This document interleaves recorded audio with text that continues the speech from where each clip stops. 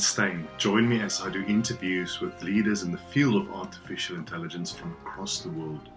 We speak about the business relevance of artificial intelligence, and we also speak about the future. Is it to be feared or to be embraced? Please subscribe at my website for updates on future interviews.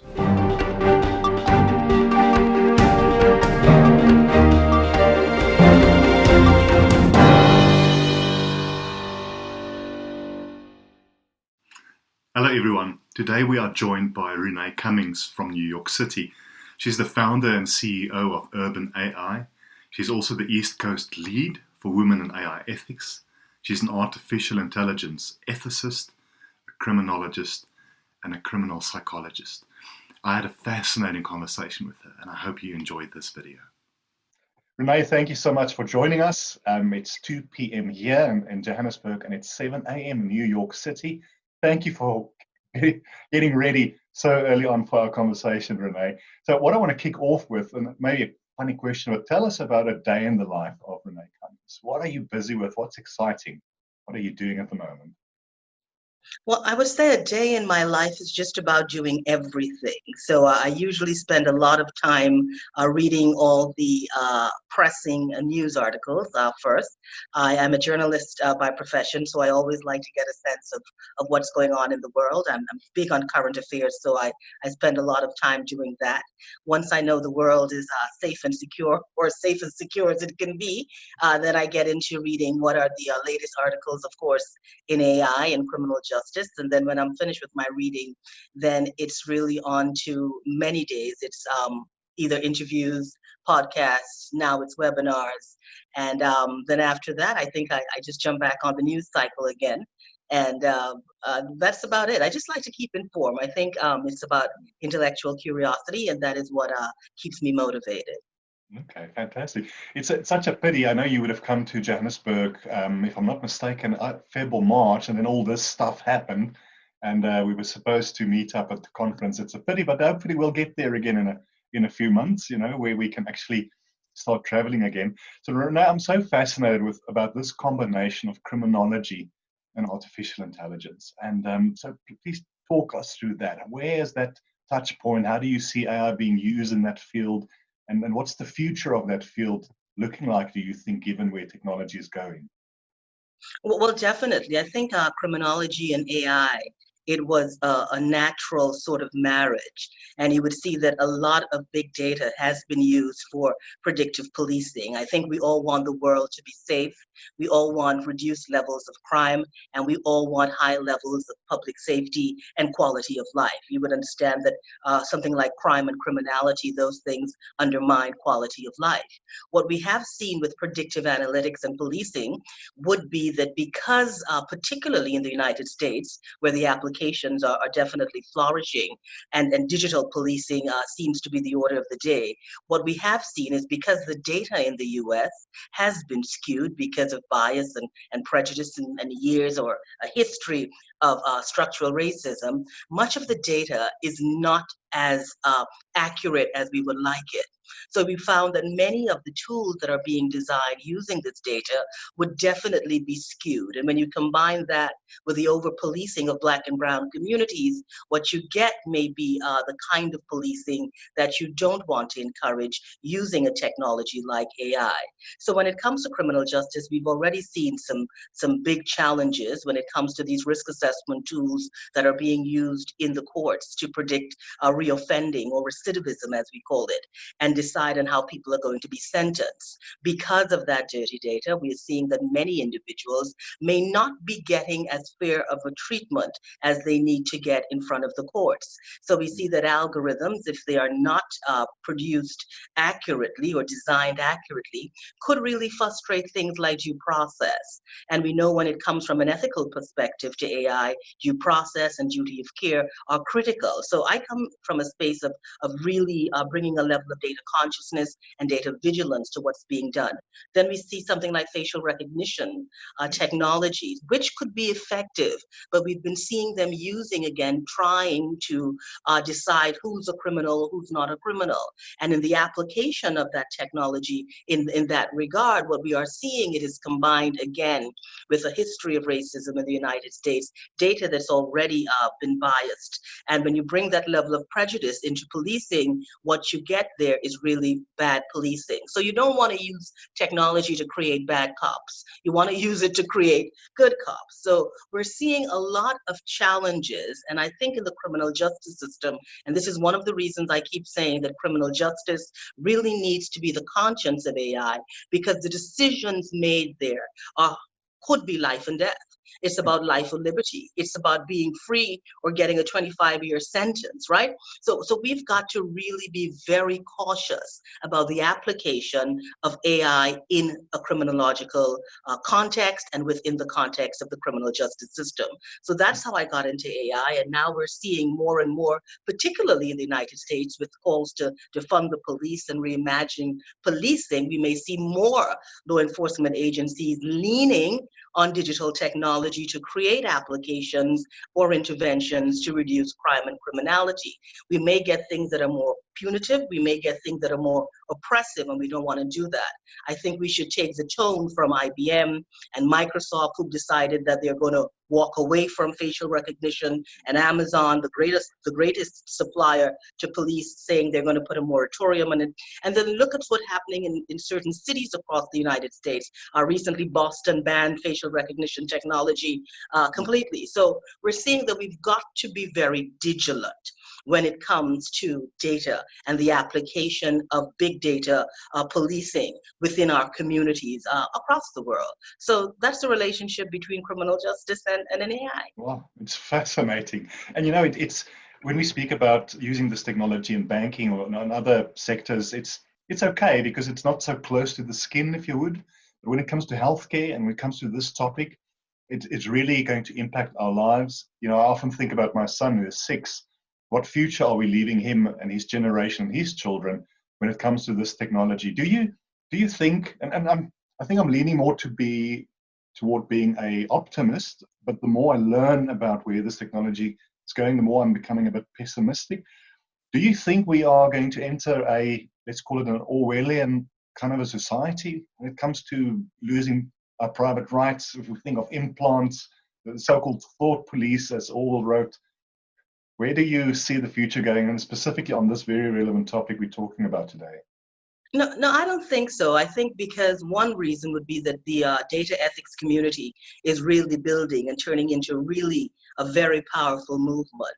So I think once we have those checks and balances, and once we adhere to things like accountability and then transparency and explainability and equity, I don't think we're ever going to get there. What I do think, because of COVID-19 and because we've got to find ways to re-engage and interact with each other and renegotiate our existence, we will be leaning on technology for more solutions to everyday life. Now, I really love AI. I think AI is definitely the future of humanity. I think AI can do extraordinary things for the world as we live in this world and the world as we will live in it tomorrow. But I think it comes with a different frame of reference. And I think what we've got to do as ethicists and what we've got to do as people in the industry, I believe if we put duty of care first, and I believe if we understand the sociological impacts of technology and the fact that every technological decision, every decision to design a piece of technology has politics behind it.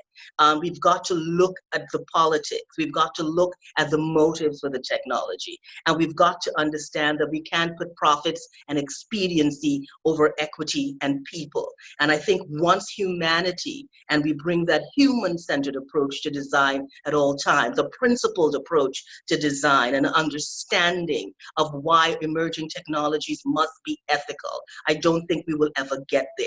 But I do think AI needs guardrails. And I think it is imperative and incumbent on those of us who are in the field to understand the importance of protecting tomorrow today. Absolutely. I can't remember where I read this, and I think it was Nick Bostrom's book, Superintelligence, where the author said that the two greatest needs into the future of AI from a skills point of view, now we obviously know it's data scientists and the like, but he said it's going to be ethicists and philosophers, which is interesting because this opens up a can of worms And if I think of things like genetical reengineering and criminal justice, like we're talking about today, it forces us as humans to think and deliberate about things that we've never had to think about before. So this whole aspect of the philosophy behind this technology and almost merging who we are as humans and our basic needs and how far we've come given the last few thousand years, it's interesting to think about the future, but also to put things in place now, to your point, that will guardrail this technology into the future. What is your view about things like weaponization, for instance? Or do you think, and there's a lot of talk about this arms race, for instance, between the West and China, for instance, or Russia, if you would, when it comes to this technology. Have you read up on that? What do you think? Well, definitely. Definitely many of the defense agencies across the world have been really dealing with when it comes to something like autonomous weapons, right? When we come to using just data as a weapon, just the weaponization of data. So that whole concept of building an artillery of AI is something that's very important right now. I think we look at it in two ways. I think the good thing is that many of the defense agencies across the world, those who have been building AI technology, do believe that it needs to be done within the realm of an ethical framework. That is important. When it comes to the grab for data, that's something that we have been seeing and we've been watching. I know many of the scholars in the field of AI ethics have been speaking about a digital Cold War that we may be seeing happening. I think what's happening is because the world is so focused on COVID-19 and dealing with this new coronavirus and coming up with a vaccine, we're not paying attention to what's really happening with our data. I think what we're seeing is because many of the applications to treat with and prevent COVID-19, like the contact tracing, self-quarantine, apps to monitor, things to alert you to the fact that there may be persons who have been infected or who have COVID in your presence, right? These sort of threat assessment types of apps. What we are seeing is that the big data companies right now are the ones who are creating these tools and again, gathering more and more data. So what we are not paying attention to is how much of our data are we giving up because we want to find solutions or prevent this pandemic. And I think behind the work and the good work that's being done, because we know that AI, if anything, can track this pandemic at speed and at scale. But I think people are not paying attention to what else is happening with their data. And I think because we want clinical care and because we want good health care and because we want to be safe and we want our families and communities to be, COVID as free as it can be, I think we're not paying attention to what could be happening with our data now when it comes to privacy issues and the fact that the same data that we give up now for good health care could be used against us, either in a criminal justice way or to see how we vote or how we don't vote, or to see how we think and how we don't think. And I think people are not paying attention to who's collecting the data, because what we've seen is this systems integration between criminal justice and healthcare and national security, because as you travel, countries are going to be gathering more and more data on you saying, we need to know your health status, but what else are you doing with my data? So those are things that we've got to pay attention to right now. Well, as you were talking now, I was thinking of, the Geneva Convention, which guards the kind of warfare we can do, and most countries have signed up to that convention. For instance, you can't shoot a parachute soldier while he or she is coming down. There's all these rules against torture and so forth. I wonder if there will be a similar kind of Geneva Convention when it comes to the weaponization of AI and autonomous weapons. It's something interesting to think about. But what I want to ask you, so your work is, do you consult to organizations when it comes to the criminal justice systems or to the police force, for instance? So what is the job that you're doing, if I can ask you that?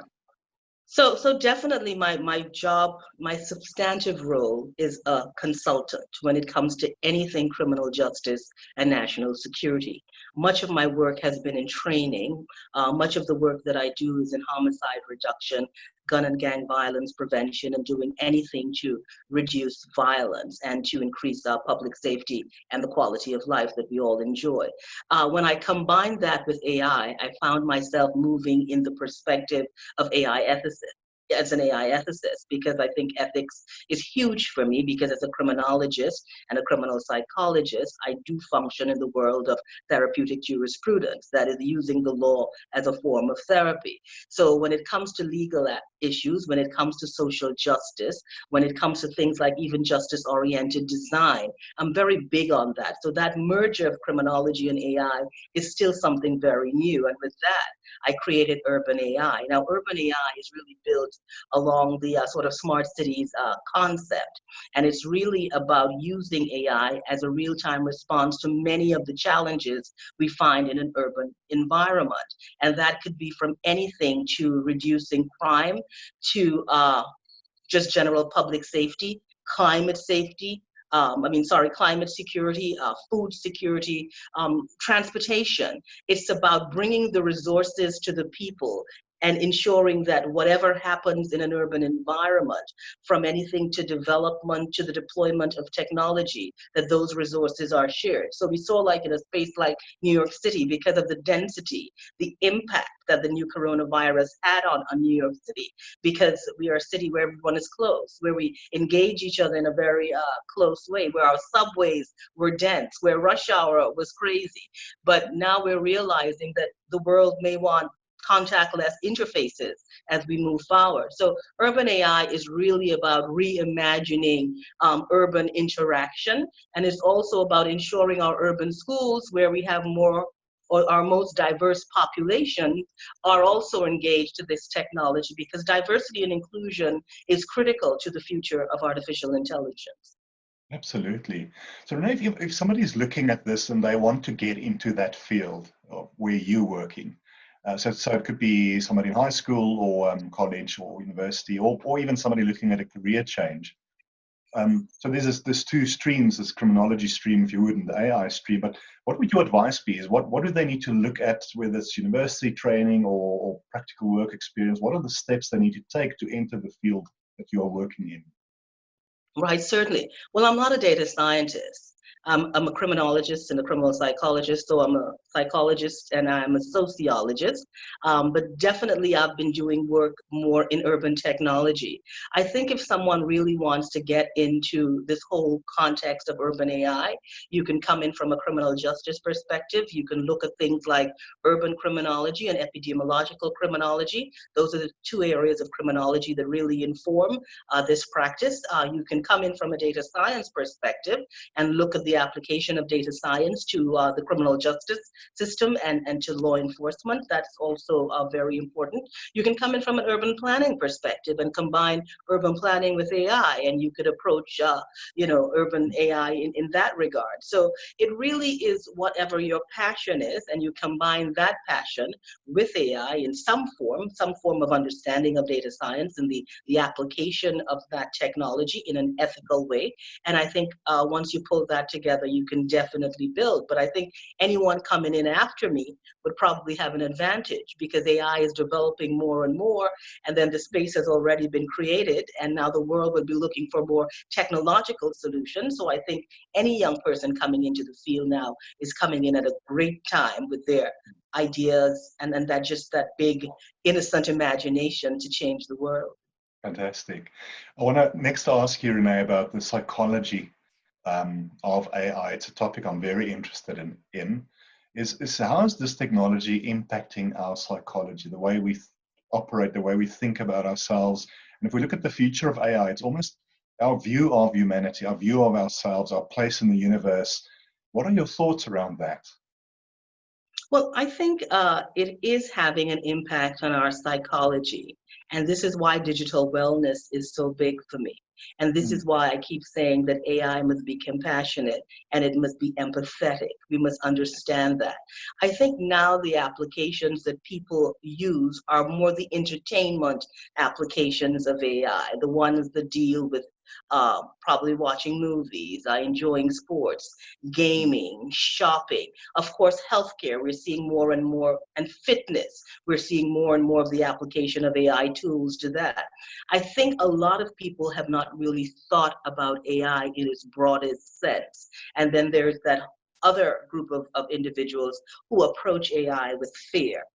So for me, I have been doing a lot of work when it comes to demystifying data and really educating people on the use and the consumption of technology. And I think with AI, there needs to be some measure of public education as well as we move or we advance this technology, because you will see how certain social media platforms have been impacting, let's say, young people. We see how, things like, the ability to, let's say, deep fakes, and how deep fakes could be used to spread disinformation, and that whole propaganda war that has started because of the ability of technology to distort reality. Or you can see how it impacts young people, and that need to be sort of what I say, tagged in everything that everyone is doing. So before, as a teenager, if you were home and your friends planned a party and you weren't there, you probably didn't know. But now the party is happening live on so many different platforms, on people's phones, right? So it's really changing the ways in which we interact with each other, some good ways as well, because now we can communicate. Look at this conversation that we're having, right? But I think we've got to pay a little more attention to the sociological and psychological impacts of technology on all of us. And this is why it is so important from an ethical AI perspective to ensure that we are looking at these things in real time, and we are creating the kinds of checks and balances that are required, that we are detecting and mitigating those risks that can create further challenges for us as a society, and that there is equity in this technology where it's being shared, and where communities that are vulnerable and underserved and unrepresented groups have a stake in this technology. So I think once we include diversity, equity, and inclusion, we can create a new type of psychology that ensures AI is empathetic, compassionate, and humanistic, and we keep that humanity in AI, because we don't ever want to get to the stage where we need to design an algorithm to teach us how to be human again. Fascinating. There's so many things we're talking about that warrants 15 more calls like this. So I'm going to be pressing your button, Renée, and say, let's pick for just psychology and do a call just on that. There's so many fascinating topics. You do a lot of online events. I follow you on social media. Some exciting things coming up. So this video will most likely go out toward the end of July. But in August, things that people can maybe look out for, specific events that you would like to mention? Well, for August, I know I have a few events coming up. I've not sealed them off completely, but I think the way that I've been going in this field, there's definitely going to be something huge in August as it pertains to AI. And really, it's about, for me, I just want people to understand that they have a stake in this technology. I need organizations to understand that they've got to have stakeholder engagement and public engagement.